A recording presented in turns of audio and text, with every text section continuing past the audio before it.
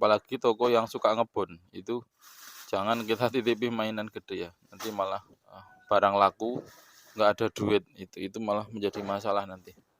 Jadi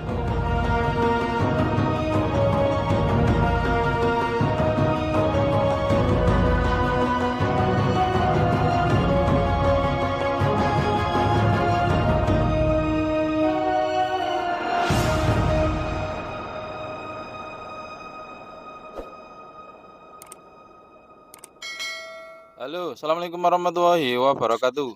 Oke, ketemu lagi dengan saya Sigit pakai S. Semoga teman-teman semua selalu diberikan kesehatan dan diberikan kelancaran rezeki. Oke teman-teman, pada kesempatan kali ini kita nanti akan sharing lagi tentang bisnis mainan. Kemarin habis belanja kita mainan gede, mainan cilik, mainan sedang. Kita akan bongkar lagi. Oke, pada kesempatan kali ini kita akan menjawab pertanyaan dari salah satu teman kita, namanya adalah Ahmad Sukari. Kemarin menanyakan satu pertanyaan terkait tentang bisnis mainan. Pertanyaannya yaitu, Bang, bagaimana Bang, toko atau warung seperti apa yang bagus untuk kita titipkan mainan gede? Toko seperti apa yang perlu kita titipi mainan gede? Ini adalah satu pertanyaan dari teman kita, namanya adalah Ahmad Sukari. Oke, kali ini Sigit pakai S ingin jawab pertanyaan. Jadi warung-warung yang kita titipi atau toko-toko mainan yang kita titipi itu, menurut Sigit pakai S itu tidak semuanya prospek ya. Jadi tidak harus kita titipi mainan gede semua. Karena kalau dititipi semua itu, pertama modalnya terlalu gede. Dan kadang itu justru malah tidak dongkrak, atau omset justru malah tidak naik ketika dikasih mainan gede. Atau justru malah bisa menimbulkan kerugian ketika kita pukul rata semua toko kita titipi mainan gede. Maka betul, jadi toko atau warung seperti apa yang perlu kita titipi mainan gede? Yang pertama menurut Sigit pakai S adalah, yang pertama adalah tentunya yang perlu kita pegangi adalah warung yang prospektif ya. Warung yang prospektif. Ini bagaimana kita tahu warung itu prospektif atau tidak? Tentunya setelah kita kunjungan ya. Setelah kita kunjungan beberapa kali, minimal 2 kali ya, minimal 2 kali kunjungan, kita cek toko tersebut bagaimana. Yang pertama adalah apakah toko itu bagus atau tidak, toko itu pembayarannya bagaimana, itu ya. Yang pertama itu pembayarannya bagaimana, apakah lancar ataukah tidak. Ketika pembayarannya bagus, maka ini masuk dalam kategori toko yang perlu kita titipi. Kemudian yang kedua adalah toko seperti apa yang perlu kita titipi? Jawabannya adalah toko yang omsetnya bagus atau selalu kita kunjungi itu minimal itu di atas 100 ya.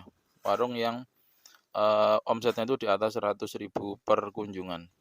Itu kan kadang ada toko yang omsetnya paling cuma 50, bahkan di bawah 50.000. Itu kadang ada. Maka tentunya kita seleksi. Yang kedua adalah toko yang omsetnya selalu bagus. Kalau yang pertama tadi toko yang pembayarannya bagus, kemudian yang kedua adalah toko yang omsetnya selalu bagus. Itu ya. Maka ini ciri-ciri warung yang perlu kita titipi mainan gede. Kemudian yang ketiga, toko seperti apa yang perlu kita titipi selain yang pertama, yang kedua adalah toko yang ini teman-teman, pemiliknya itu enggak ribet ya. Kan kadang ada warung yang ribet sekali. Intinya sering komplain, sering ini bermasalah dalam penghitungan, atau kadang minta bonus terlalu banyak. Itu kadang Bagi Sigit pakai es itu malas sekali menghadapi toko-toko yang seperti itu. Dikit-dikit komplain itu. Apalagi dikasih tambahan, kita tawari untuk tambah lembar, misalkan sebelumnya itu cuman kita kasih 1 lembar, kita tambahin 2 lembar, itu kadang warung tidak mau. Maka warung seperti itu tidak perlu kita kasih mainan gede. Kemudian yang keempat adalah warung seperti apa yang perlu kita titipi mainan gede? Jawabannya adalah toko yang tidak merasa berat. Jadi ada warung yang ketika kita omset kadang biasanya sedang atau sedikit, tiba-tiba omsetnya banyak. Itu kadang menjadi bermasalah ya. Maka yang perlu kita titipi main gede adalah toko yang tidak merasa berat ketika pembayaran itu. Apalagi toko yang suka ngebon, itu jangan kita titipi mainan gede ya. Nanti malah barang laku, nggak ada duit, itu malah menjadi masalah nanti. Jadi toko yang perlu kita titipi mainan gede adalah toko yang tidak merasa berat. Toko yang tidak merasa berat itu biasanya seperti apa? Biasanya tokonya itu komplit lengkap, dagangannya banyak, dagangan barang yang lain maksudnya. Itu biasanya pembayarannya lancar atau dia punya uang cash flow itu lumayan lah, lancar. Maka toko yang seperti itu perlu kita coba untuk titipi mainan gede, kita tawarkan dulu. Gitu ya. Kemudian cara menitipi mainan gede ini teman-teman sebaiknya itu komunikasi dulu dengan pemilik warung ya. Jangan langsung ujuk-ujuk atau tiba-tiba kita titip begitu saja. Maka untuk menjaga agar kedepannya tidak ada masalah, maka kita perlu minta izin pemilik warung yang biasanya kita titipi mainan kecil saja, maka kita izin untuk nitipi mainan yang gede juga. Biar nanti ketika omsetnya itu banyak, biar ketika omsetnya itu biasanya cuma 100, nanti bisa sampai 200 atau 300, pemilik warung itu enggak merasa berat. Minimal dia tahu dan tidak kaget ya.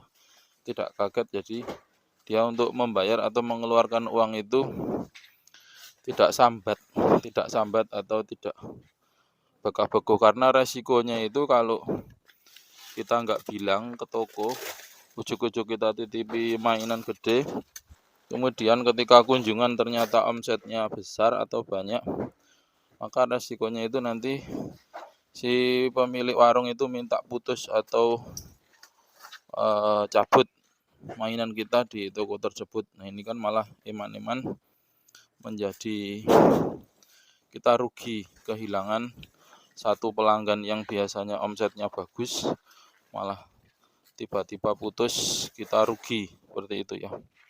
Untuk nyari toko baru lagi, PR lagi, begitu ya. Oke, ini mainan-mainan gede yang nanti kita akan ecer di harga 20 ribuan, 15.000-an. Mainan baru guys, dimsum, mainan dimsum cewek. Tuh, bagus-bagus sekali. Mainan dimsum.